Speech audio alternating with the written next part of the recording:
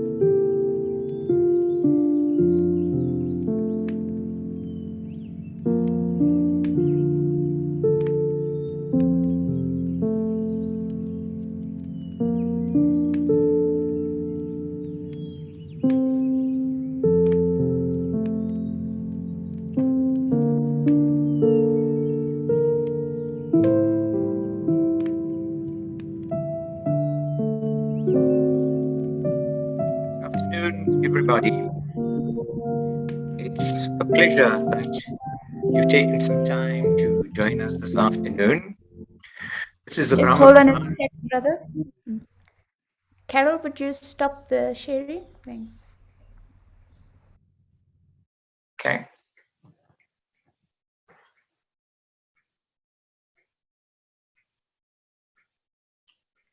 You're spotlighting the brother, sister? Okay. Yeah. Right. It's fine. Thank you. Greetings, everybody. Thank you for taking some time this afternoon to listen to a Brahmakumaris project, Free the Mind and Rediscover Yourself. It's a series of interviews that we have recorded, and we are broadcasting them over a period And this is our second interview that we are airing or broadcasting. And the brother who you are going to be listening to soon, he is Brother Francis Musau, and he is all the way from Seychelles, and he is live with us today. And I'm just reconfirming that he is from Seychelles and not from Nigeria. You'll understand why I'm saying this at the moment. So yes, Brother Francis Musau from Seychelles will be very happy as you are listening to the interview and making a few notes in terms of mere questions or clarifications that you would require, or you would like to make a comment. So thank you again. We would appreciate it if you could accumulate in all those questions and answers that you may want clarity from Brother Francis Musau. We will now have the recording, and as soon as it's done, we will then continue with the questions and answer session. Thank you very much.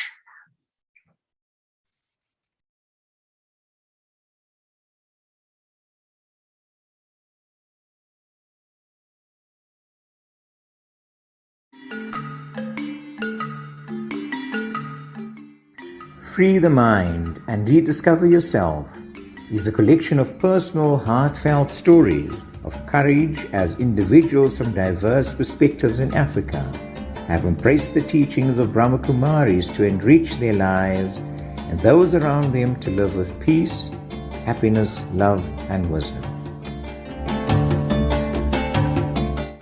Greetings, everybody. Just a brief background of the Brahmakumaris.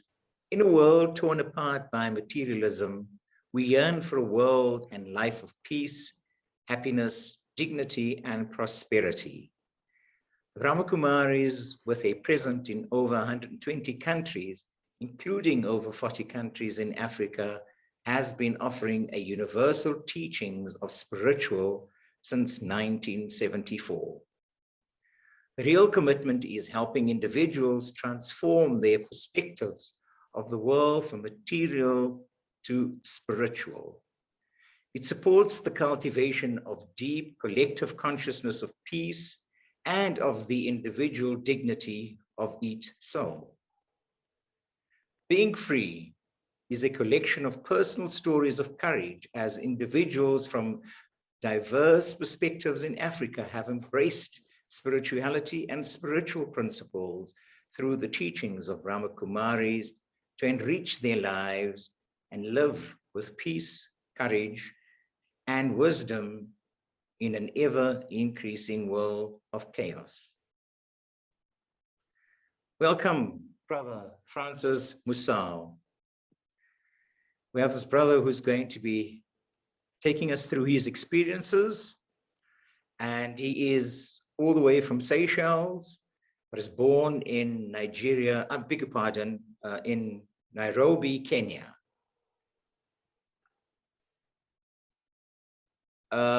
Daniele?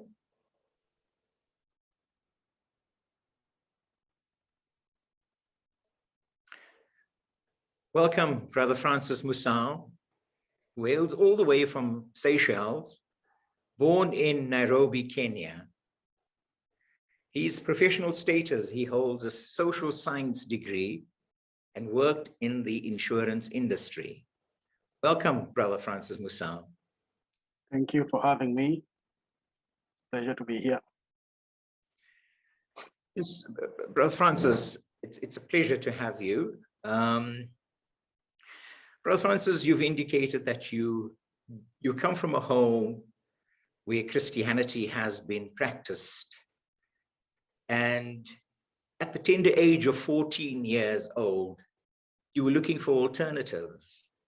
And you started to explore and search in terms of your journey for alternatives in terms of finding peace. And along the way, you had stumbled with somebody who had introduced you to the Brahmakumaris.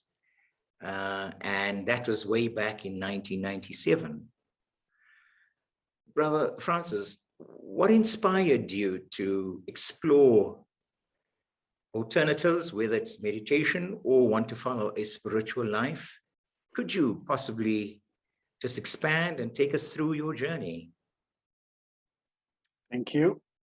Yes, my journey started very early. As you said, when I was 14 years old.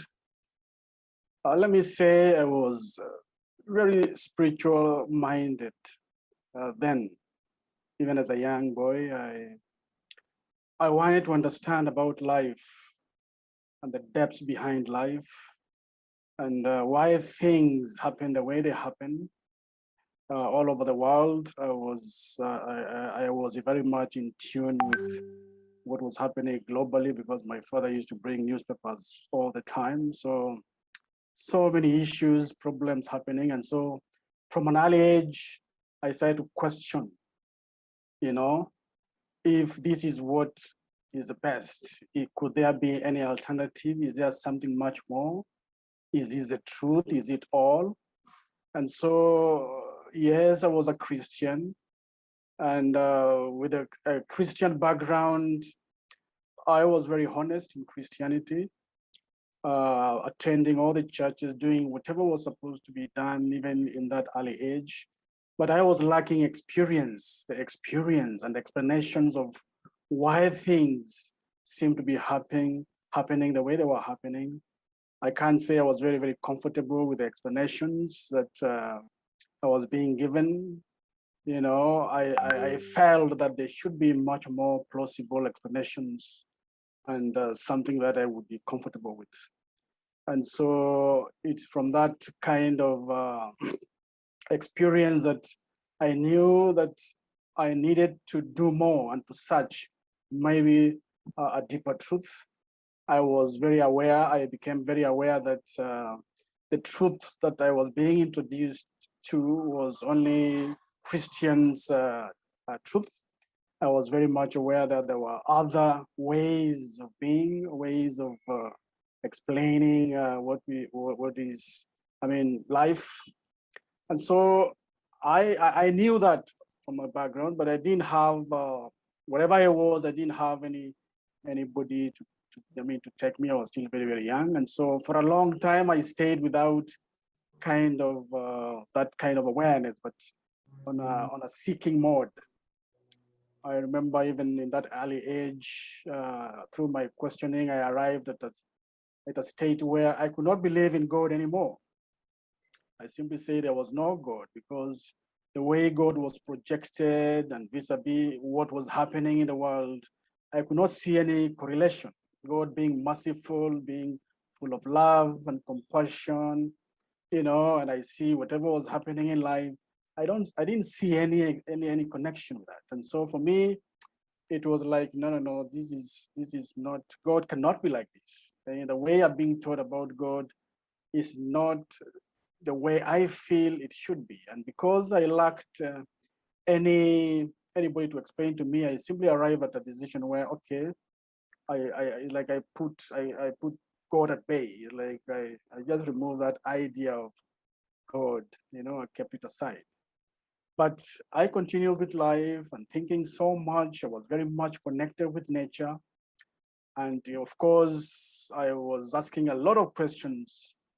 And yet, of course, I was with company. I had a company which was helping me a lot. My comrades, as I say, my friends, and we were together in these, asking a lot of questions. And then I went to college. When I went to college, I started to ask even bigger questions. I remember even when I went to the college, even before I went to college, actually, this University of Nairobi, I used to go into the library and go to the philosophy section, because I want to understand this idea of religion. What is religion? What is the mind and all that stuff? And then eventually I officially entered the university. And from there, yes, I started to, to inquire more and to understand more about life. I learned about comparative religions, various religions, And then I was exposed that there are other ways, very deep ways of understanding life and God other than Christianity. And then in the process, I got a friend of mine got in touch with the Brahmakumaris. We were searching together, and he was the first one to find out that there was a center, Brahmakumaris, nearby. You know, the center in Nairobi is in a place called Westlands, and the university is not very far from there. And so he told me that this place that, you know, they are answering a lot of questions about life, and maybe you should come over and listen what they are saying. And I remember prior to that, I was having episodes, if I should say that, you know, just prior to that, I could not sleep, asking about questions about life. Who are we? Where did we come from? What is all this? You know, my seeking had reached such levels. And so this guy is telling me, no, come over, there's this place that all these questions will be answered. And then, of course, when I went there, the lessons, it was, who are you? And all these questions were answered. Where did you come from? Who is God? And it was amazing, you know, and amazing how I resonated with each and every aspect of whatever was being taught. It was like, you know, it's like I knew it. I knew it. I was like, I knew this. I knew there was another story behind all these explanations, all this life, all these happenstances of life. And from the word go, I fully resonated with what I was hearing. And I knew that this was a place that I should be. And I knew that this is what I need to do in my life and nothing else. And even prior to that, I had written something, you know, that, you know, I had a lot of devotion to God. I knew that God is everything. And although I'd say that I arrived at a level where I didn't believe in God, but it was out of frustration of really finding the real explanation of God. And so in my journal, I had written that if I find the story of God, if I find God and I knew this was God, I experienced that, I will never do anything else, you know, apart from serving Him. And I remember that very well. And so when I came over here and all these explanations, it resonated with that. And I was like, okay, this is what I need to do. And there's nothing else which is more important than this. And so from then my mind was set on, you know, exploring Brahmakumaris knowledge. Okay. Wow, that's an incredible, I mean, to see that such a young soul, I mean, making those big decisions of finding your path. And yes, I'm so glad that you have, and you are now 24 years later in knowledge. And one of the other things through your journey also coming into knowledge, you've also started an initiative called the Pandabhavan, in which you were one of the founder members of 6 brothers and sisters who have founded this Pandabhavan. Could you share a little bit about that, and how did that come about? Yes, it was very interesting how we came to the Pandava, or to be known as the Pandavas, if you like. What happened is that we came to Gyan very close friends. It was a group of very close, knit friends. In fact, 3 of them, they were my brothers, and 2 others were brothers, but you can say kind of distant relatives. And then there was one. We were 6 of us.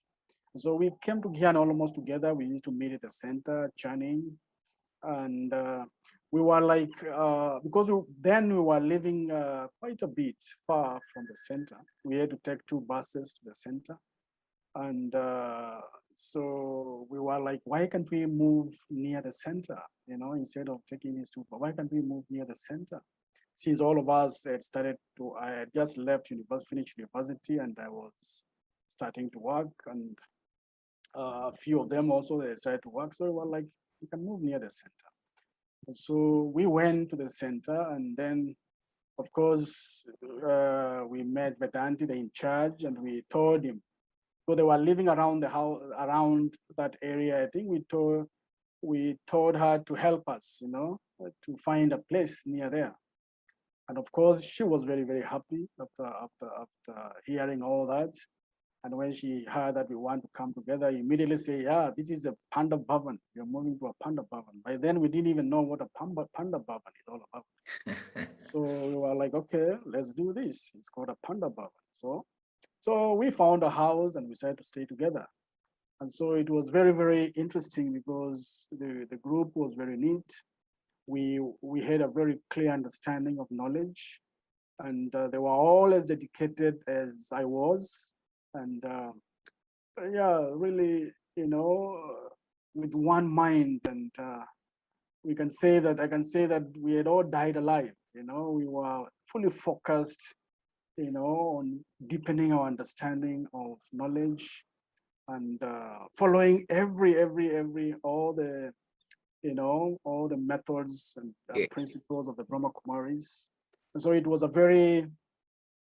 something very nice to have then, because we were, as you have said, we were very young. So being together is kind of giving us comfort, a family setting, and you know, and a sense of unity, you know, because we came to I should say then it was very intimidating, because on one side there were many Indians and there were a few of us Africans, and so it was kind of nice to be together in this, because we didn't have any experience, very deep experience about the others. So it gave us kind of that stability, if I should say.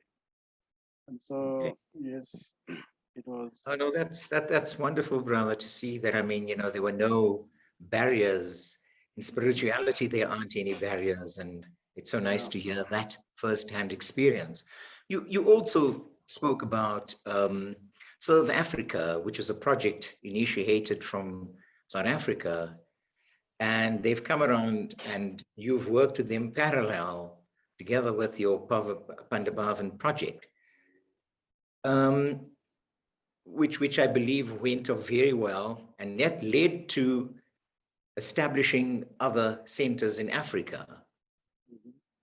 And according to you, that the spiritual guide, Baba, had initiated service for you to go and start a center in Rwanda in 2005 to 2009. You then had given up your day job, and you had to go to start the center in Rwanda. What courage, brother. All I can say, man, praises to you, and all the blessings that we can share with you. It must have been, I wonder, were you nervous? What was it? I mean, initiated by Baba, of course, he's given you the courage and the confidence. Yes, I must say this is a wonder of the Father. I see this is really Baba's direct, you know, interference or influence, you might say, because in Pandabhavan, we used to talk about this, because we were, you know, very powerful brothers, I mean, following everything, but we knew that not everybody had this opportunity, and we knew the whole of Africa didn't have this opportunity. There were not many locals, if you like. And we used to wonder, okay, who will do this? Who will go and serve? And we were like, we will have, at some point, we will have to go out and serve. And we knew that it would not continue like this, because we were having a very convenient, it was very convenient, because I remember we used to work, we were working, and then we would go and do service at the center at the same time. So it was a very nice balanced combination. It was the best BK life, if you like. But we knew this cannot last, because all this massive continent was waiting for us. And then voila, then there was the South Africa. It came from nowhere, you know. And this presented the perfect opportunity for us, to go and serve. And I remember we were a bit cautious, obviously, when it came. Or many others were very, very cautious, but to us, it was a bit clear what we needed to do. And I remember that I'm kind of a very cautious person, or I was the most cautious person. Let's say, I used to say that I need to be very, very careful before I leave the job, even before. But something happened just when South Africa was about to come. I started to have a lot of disinterest. I remember having so much disinterest, and this is why I'm saying that I see Baba coming in very, very strongly. And I just wanted something. I needed something to happen, because I was like, I needed to serve. Something in me was telling me that I need to do this, only this, and nothing else. And then, of course, South Africa came. And when it came, there was no hesitation. I knew this was a chance Baba had given me, and all the Pandavas as well. And when I was allocated to go in Rwanda, I didn't have any. I won't say it's a state of it's a courage or anything. I see this is Baba's work, because I felt that this is what I needed to do. I needed to go just out there and just do this. I felt that this was what I came here to do. This was my purpose, the purpose of my life, and I knew I had to do this. And this was an opportunity, So yes, it was a very interesting, because usually people, before they become teachers, they have to go through a lot. And this is something that had never happened in the Yagya, in the institution before. So it was something which was concocted by Baba. I think this is what we say, but just to make sure that we join up, And so, yeah, we saw a lot of Baba's hand in this, direct hand in this. So it was very, very interesting. Yes. Yes. No, definitely Baba played a great role, and you were the chosen one, brother. Mhm. Given the horrific genocide in 1994, when you arrived in 2005 in Rwanda, that was 11 years later. What was your experiences like at that time, knowing that you were only 8 years in knowledge? How was this? I mean, what were your feelings, and how did you feel after, spending 4 years in Rwanda and was asked to be transferred to Seychelles, which is the opposite of the horrific genocide and the difficulties in Rwanda, and you think of Seychelles as being this paradise on earth, Mhm. Yes, it was interesting to arrive in Rwanda. It was an experience like no. I mean, one could not imagine what was in there. Of course, I just went. I had heard about the fightings and all that, and the intensity involved. And so, well, when I arrived, it was I should say very interesting. I was not scared, but I was, I heard a lot of stories, whatever was happening. I really came to realize what Kali Yuga, we just talk about Kali Yuga without really understanding the depths or the extent of it. And when I arrived there, I really saw that extent of it, listening to people's stories, visiting the museum, the genocide museums and all that. And so I really realized how privileged I was, to have been a very safe place in Kenya. And of course, made me appreciate that. And so, yes, in Rwanda, so many things had happened. People were very disheartened by whatever had happened. Families had been broken and disconnected. And there was so much mistrust on any religious organization or even non-governmental organizations. So I plunged in such a situation. And the main thing is that I was always feeling Baba's hand in this, because for me, I have resonated with what I needed to do here, because I might say that I had a heightened sense of compassion and mercy. Yes, this is what I was functioning in. So much compassion and mercy of what people had to go through this. And it's not that they went through it, they were still going on through that. And it's like I was called upon by the drama, by the father, to walk with them, towards a very comfortable situation. And so this was what kept me moving. I had to do this. I had to walk with them. It's like the whole world abandoned them, and I had to be there for them now, for this moment, and just do whatever I had to do. And so, yes, this was the motivation behind.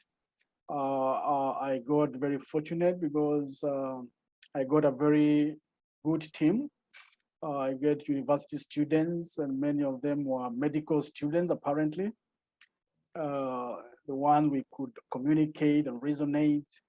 And of course, owing to whatever had happened, even them, they were seeking the wanted answers, and the knowledge, Baba's knowledge very much resonated with, whatever they were seeking. So it was a very interesting, things picked up very, very quickly, despite the situation that had happened. And we quickly formed a center, and it decided to run in a very nice way. So it was very interesting, yes. Wow, yes. I mean, that is, one can only say va, va, va, hey? Given the two countries, brother, I mean, things definitely are different.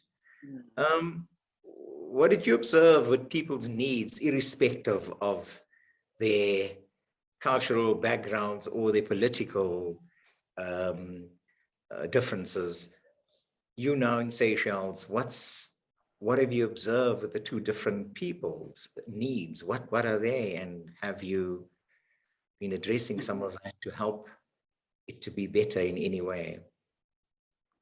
Yes, it's these are very different societies, very unique. Of course, they have some semblances within each other. But I would say in Rwanda, it was, of course, that experience of genocide, and a very deep and very rich culture, apparently, where, very full of spiritual, very full of spirituality. For example, in their greetings, they say Amahoro, about peace, and their names ends with Imana, which means God. They have very many names ending with God, at the end beat of the name is God. So it's a very deep culture, which has a lot of reverence for God. And of course, yet all this happened.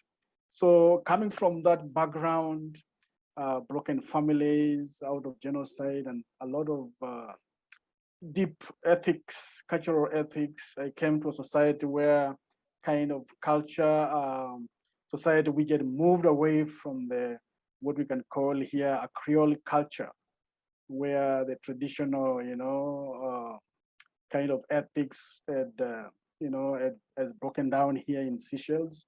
And the country here is kind of inclined towards a Western culture, or no culture, you should say. I mean, no African traditional culture. And so here I found another kind of society, which is very, very different, very nuclear oriented kind of family. But the main thing I found here is relationship issues, I should say, because of that. Very many broken families, single, so they have very different, unique problems. And they are no less compared to whatever even the Rwandese went through. So Yes. they are no less at all. I saw a lot of, I saw a lot of both of them so much, Rwanda is very much, they have their, should I say, their innocence, and because of their culture, they are so much glued to their culture in Rwanda. And here I found some people, another type of innocent where people, they're so much deep into themselves, you know, kind of like a Western culture where everybody is a bit function alone and is only thinks about himself and all that. So it was, you know, kind of a different challenge altogether.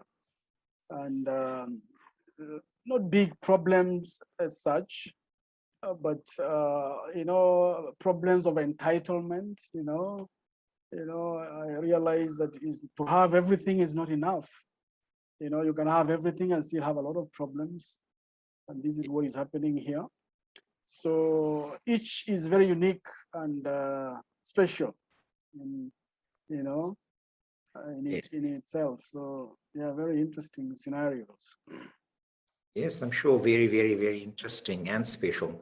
Given your background, you know, you were born in Nairobi, Kenya, to Rwanda, you're now in Seychelles. What is your vision for Africa and the world at large, brother? How do you see it? I mean, the world needs healing. What do you see, and how would you be able to give your blessings? Yes, yes, the world needs a lot of healing. Africa needs a lot of healing. And I think we need these values, spiritual values were there in Africa, so much deeply embedded in African culture. And the knowledge is no less, and we need to come in very, very strongly and to go beyond these cultural kind of attitudes and perceptions that are so much deeply embedded in Africa. Although, yes, they are transforming to kind of a different culture, should I say Western culture, but I still see a lot of these deep-rooted perceptions.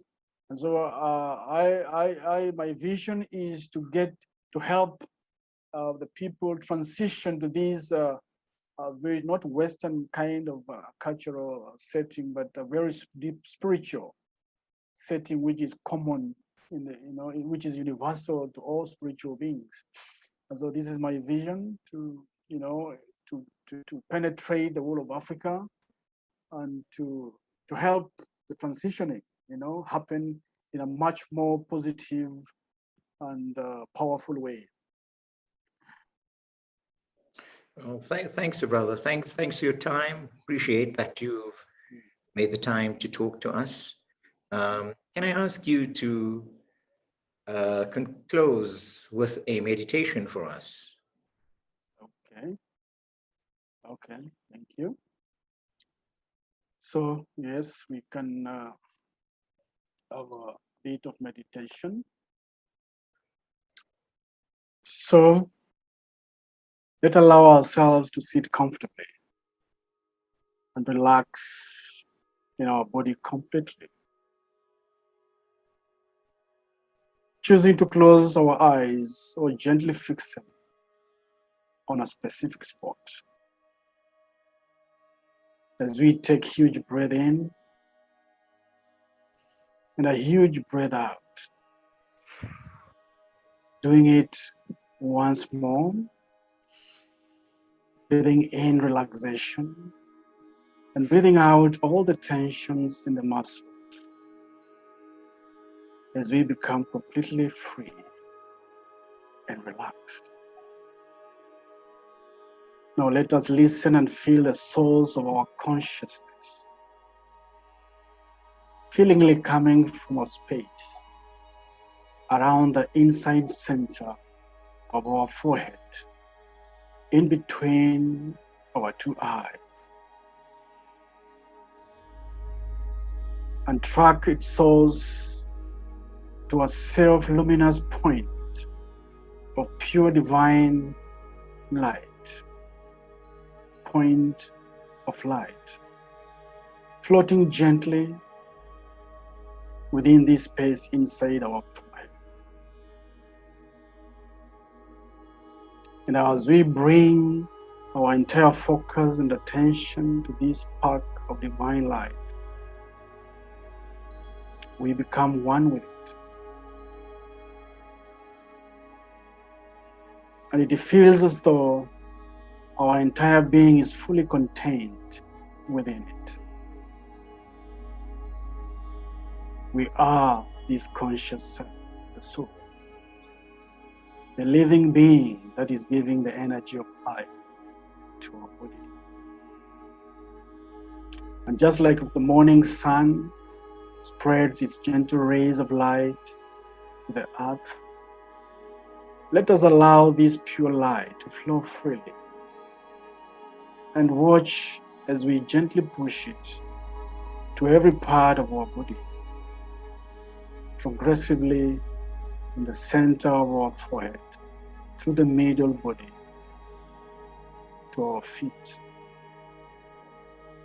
Just flowing and glowing rays of powerful divine light. And as we push for more light into the body, into the inside of our body, it starts to sparkle and glow, revealing a white aura around it. And as more light rushes in, the outline of our body disappears, leaving only the presence of pure divine light around its source point, the eye. Memories of the moments when we were just ourselves, away from the physical world of matter, appear in the screens of our mind. Memories of us floating peacefully in the stillness of a vast space of golden glowing light, completely blissful and perfect, full with the eternal unlimited divine power, full of eternal and unlimited divine love, divine peace, divine wisdom, and completely full of pure energy.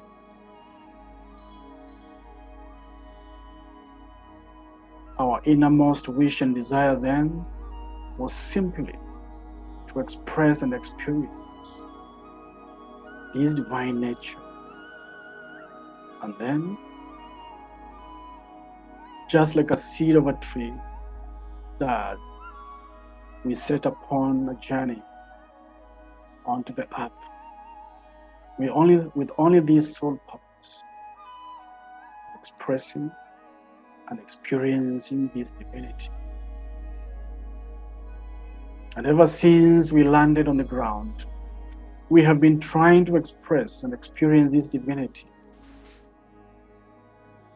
through the various opportunities presented by the successive activities and platforms created by the drama of life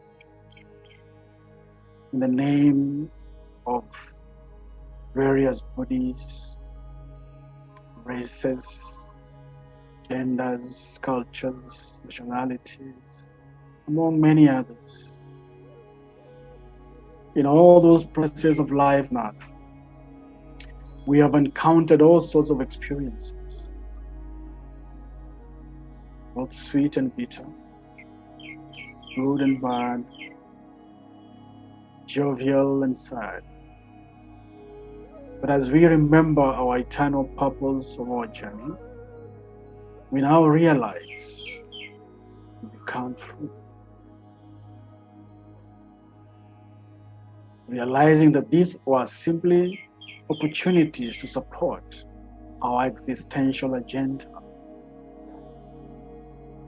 That these were simply methods and means, reminding us, provoking and invoking the expression and experience of our divine love, divine peace, divine power,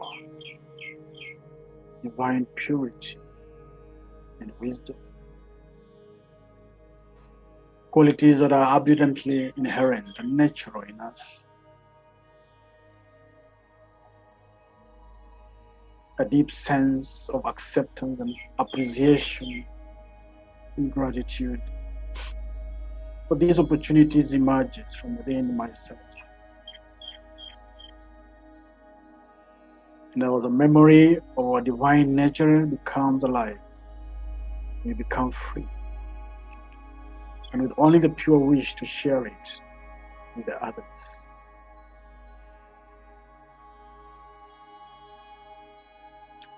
As we continue enjoying the company of this divine nature, thoughts of the current pandemic situation crosses our mind. How the world has been through fear, disheartenment, and despair. A sense of responsibility beholds us, and great feelings of deep mercy and compassion overwhelm our being. And from this core of our spirit, we send our light rays of powerful energy to the world of our brothers, sisters, to all the continents. We are the angels of hope, the lights of our world. Om Shanti. Om Shanti, Brother Francis. Thank you for that. Thank you, Brother Francis. That was once again, thanks for your time. Appreciate it. Thank you so much for having me. And I really enjoyed it. It was a nice opportunity and a nice interview for that matter. I know it's always a pleasure, brother. Thank you. We'll chat again soon. Thank you so much. Okay. Looking forward to it. Om Shanti. Thank you, Brother Francis. Now that we're back live, that was really intoxicating. Yeah, I think we should just ask for people who would love to interact with you, if they have some questions or clarity. I mean, at a tender age of 14, that you had such determined thoughts of wanting to find peace. And you have, brother, and thank you for sharing those experiences. There are a couple of points that have been recorded in the chat box while other people can get ready to voice their questions or comments. Pat Grady, inspirational. Thank you, brother. You're demonstrating how important to have full, explicit faith in the Master, Godhead, in brackets, and his mission. Thank you, brother. Another comment, Bharti, Om Shanti, thank you for the inspirational sharing, brother. Love and blessings from Mauritius. Thank you for your comment, sister. Bianca, Kiran, Om Shanti, thank you. Those are the comments that are in the chat. Can we ask the people who are participating? Again, I should just emphasize, thank you very much for your time. We appreciate this, and you are now free to ask your questions.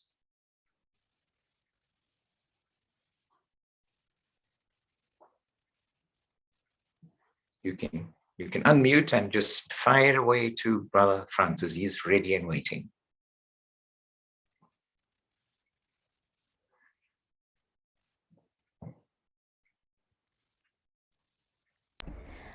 Maybe I'll start off with a question, Brother Francis. Lovely to have you with us in South Africa. And just a simple question really regarding, I think with all the changes that people are experiencing today and the uncertainty, maybe just from your own practice, what has always sustained you and kept you focused and kept your faith alive? Because that has played such an important role in your journey. But what are some of your practices that has sustained you deeply?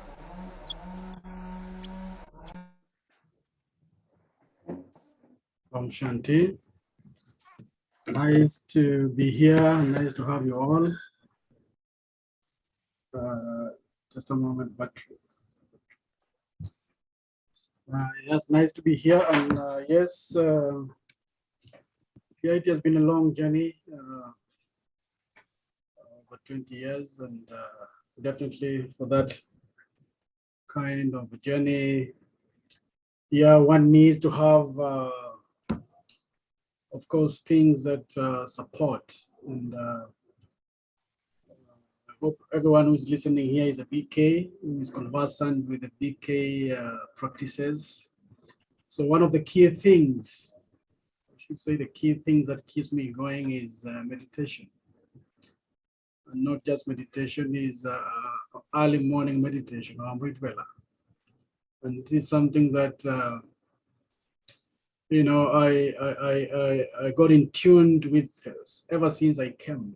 I realized that you know, from the early beginning, that even when I didn't know what meditation is, I realized when they told me about wake up early in the morning, I realized, and of course I was not waking up every day, but I noticed that the times I used to wake up, you know, the whole day used to be actually a good day, you know.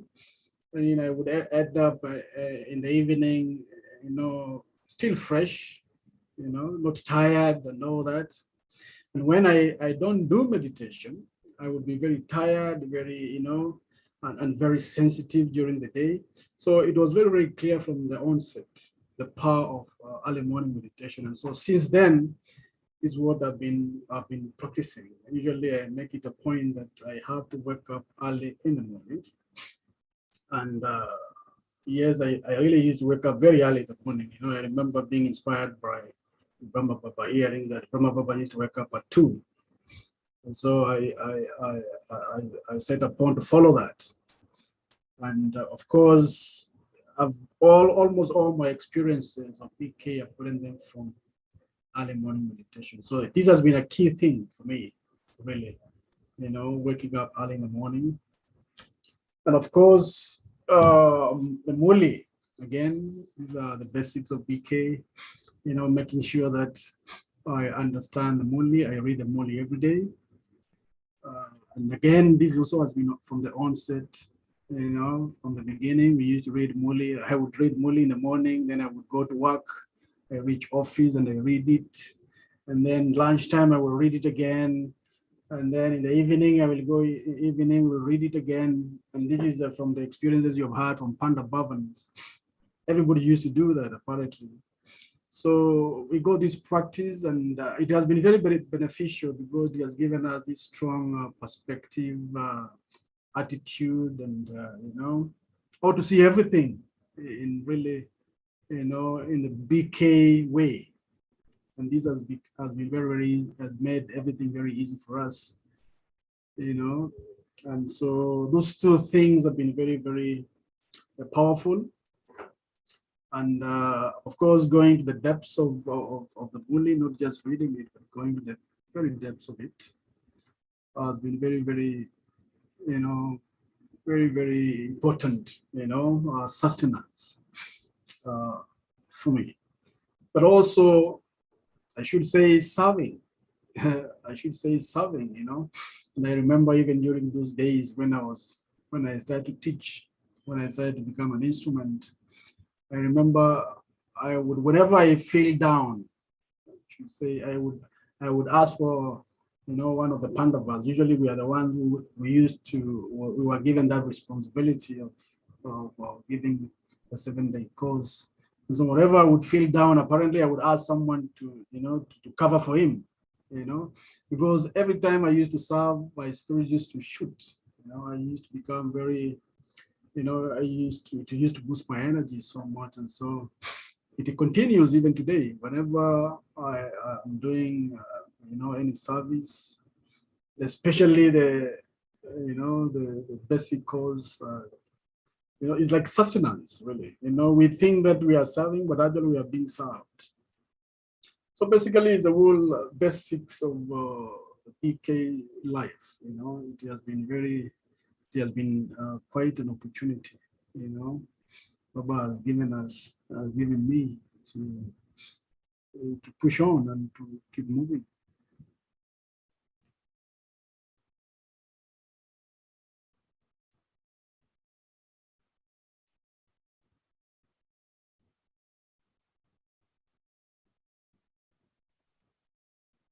Om Shanti, brother. Thank you. I remember our Bishop Tutu, when he went to Rwanda, he, can you hear me?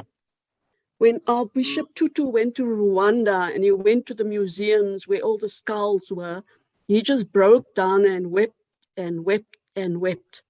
So there must have been such an energy of deep, deep sorrow and negativity in Rwanda. And how did you manage to lift the negativity that people carried, because they must have been so disillusioned with God and so bitter? How did you manage to make them feel better? I would have run away. I can relate to your experience of Genocide Museum. Yes, it's when you go there, it's another story completely. I remember also my first time also. Yeah, people would just cry, and I remember I had to take some sisters there, and I had to weigh them up whether they are capable of handling it or not. I had to ask them beforehand. And for me, actually, I had interesting experience. Actually, even prior to going to Rwanda, I had visited the museum in my experiences. Sometimes Baba gives me very interesting experiences, and I had visited the museum. And that's why I was saying throughout that I think Baba was with me. You know, there was on one hand, I knew what had happened, but on the other side, I was like, I have to do this. It's like I didn't, maybe I don't know, it's innocence or what. I knew that I had to do this. It didn't matter to me so much what had happened, but someone had to handle it. And as I say, drama chose me and Baba chose me, and so it was easy on that with that kind of attitude. And but I must say, yes, I met a very good group. Initially, they were from university students, doctors, most of them, and we really, got on well with each other. And so I also got to see the other side of the people, because university students are a bit balanced, not so much carried emotionally and all that. So you get to see the other side of it, that yeah, it's true, actually it's possible to go through all these things, what they went through, and still focus, have depth. You know, that's what I realized, really the resilience of the soul. The soul is so resilient. And I was very amazed by all this. And so all this support from Baba, support on the ground, you know, really helped me so much. And of course, people were waiting for answers again, is the thing, because having gone through what they had gone through, they had questions which we had answers for. In fact, the only thing is that I had to be careful how much to give, how much to dish out, and how much not to. That was the issue, because this is what the beauty of Baba's Gyan is conclusive. But of course, there were challenges here and there, because people were like, you know, this traditional, you know, mindset, religious mindset, that God is the one who is responsible for everything. You know, and I remember especially one incident where one lady, you know, it was in, I remember it was an office of Airways, this airlines office. It should have been Kenya Airways, something like that. And then I used to start Gyan everywhere. Wherever I used to go, I would just park it. So I started it there, and and this lady was like, where was God? when we were all being killed, where was he? And it's a question actually everyone was in everyone's mouth, you know. Where was God when all this was happening? And even he Brother didn't give me Francis, the opportunity. Brother She Francis, became my spiritual. Yeah. yes, I know you'd want to give all that, but we have, we're running What time in is it? terms of time, but let me just read two comments that have come through the chat, and then we can ask if somebody's got a last question there. A comment from Seke. Greetings of peace. Your story is inspiration. Very often I make promises when in difficult and wanting God to intervene, and it seems after a while I forget, and I definitely will rethink my promises. I'm happy you are such an example. This is a BK sister, Valentina. Om Shanti, brother. Thank you for your inspiring and a lot of courage to go to Rwanda and all the challenges just to enforce the idea of faith in the Father. Thank you again. If there is a last question from anybody that would like to pose to Brother Francis, another one, Om Shanti, thank you very much. From Murray. Any last question to Brother Francis? Om Shanti. Om Shanti. I am from Mauritius. I'm Dave from Mauritius. Yeah, it's a Sakonic. Yeah, it says Sakonic was here. Just wanted to know what are the new inspiration of BKs in this COVID pandemic? Thank you. Brother Francis, you got the question? Can you repeat what she said? He wants to know if I'm just rephrasing it. As BK, what is our stand on the COVID pandemic, or that the whole world is facing? I don't know how would he want us to answer it, but in that few words that I'm able to gather. Well, I guess the pandemic has. I think it should prompt in us the call of the time. The call of the time. These are the things Baba has been telling us. These things Baba has been telling us over and over again. There will come a time, such and such a thing will happen, and so I think it should reawaken in us what Baba has been telling us. We don't have time on our side, and we really need to do what we have to do. In terms of efforts and in terms of service, we really need to really roll up our sleeves and do that, because we don't have time.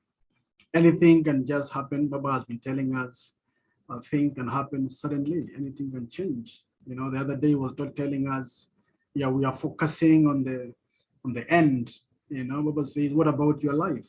You don't know about your life. You have a small story. Forget about focusing on the bigger story. You have your own story.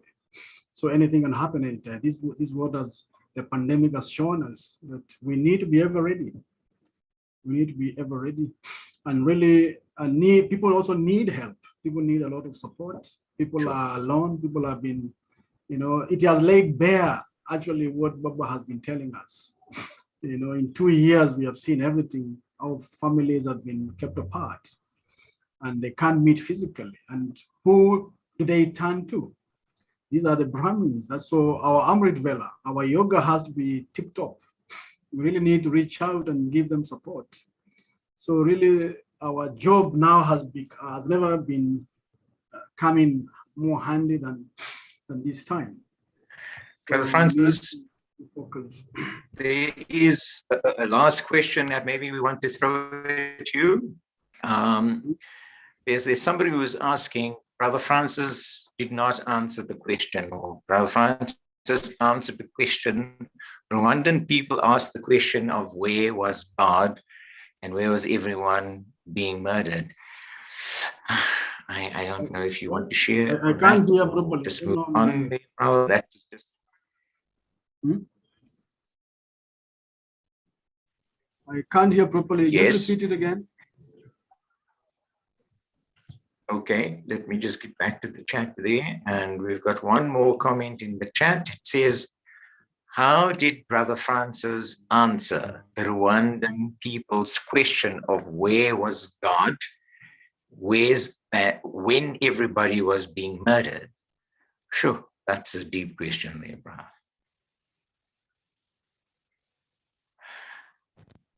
But if I just move on, do you want to answer? Do you want to say something to that?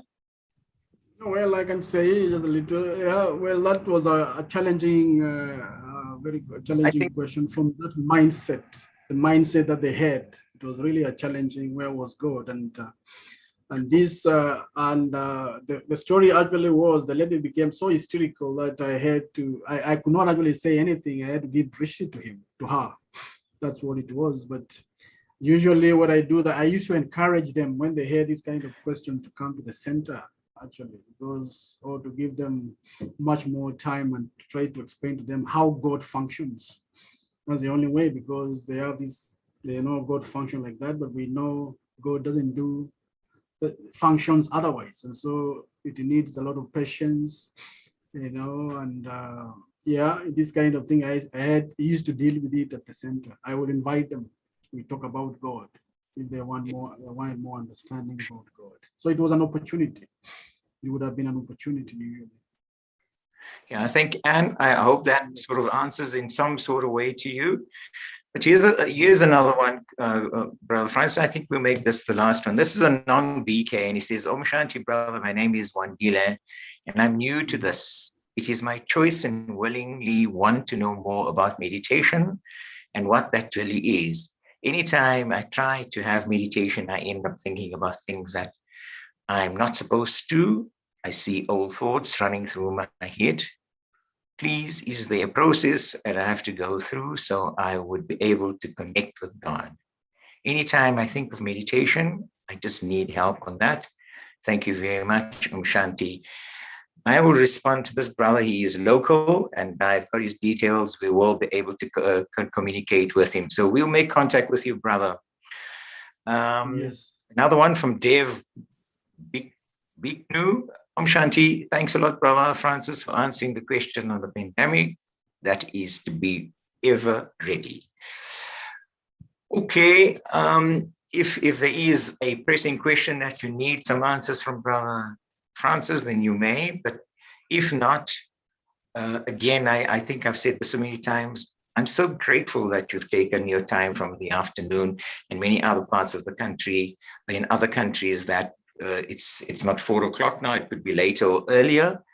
I highly appreciate this. And yes, Om Shanti to everybody. Thank you. Brother Francis, would you? Thank you so much. There's a raised hand. A raised hand. Okay, let's take that. I mean, yeah, all right, please talk, brother, or if you'd like to raise a question. And Estrella, please ask your question. Hello. No, there are no questions in the chat box. So please, if you don't mind asking your question, just unmute and fire them away.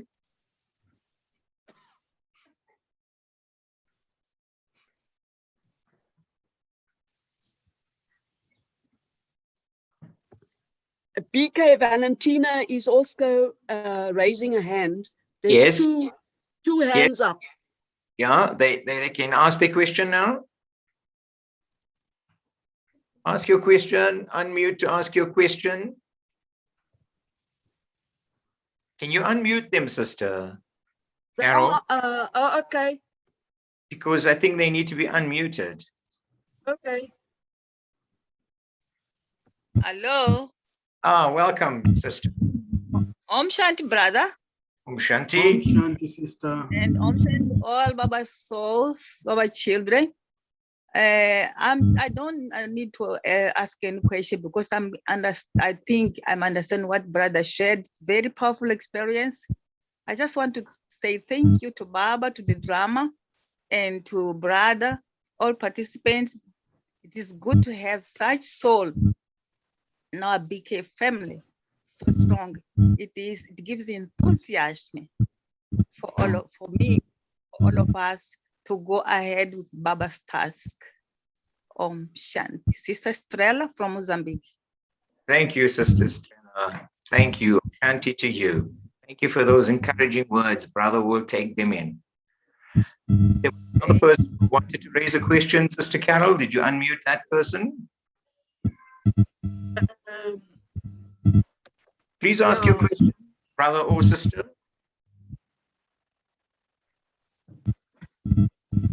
Don't say any more, brother.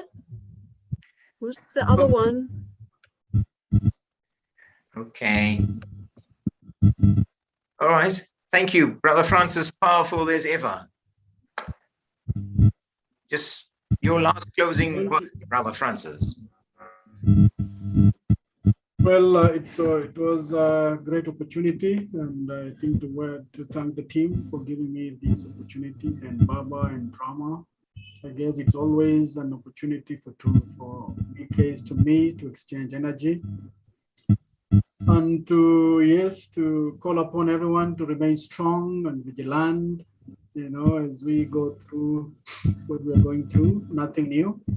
This is our usual story. Babas, we are fortunate to have the father who has been telling us things beforehand.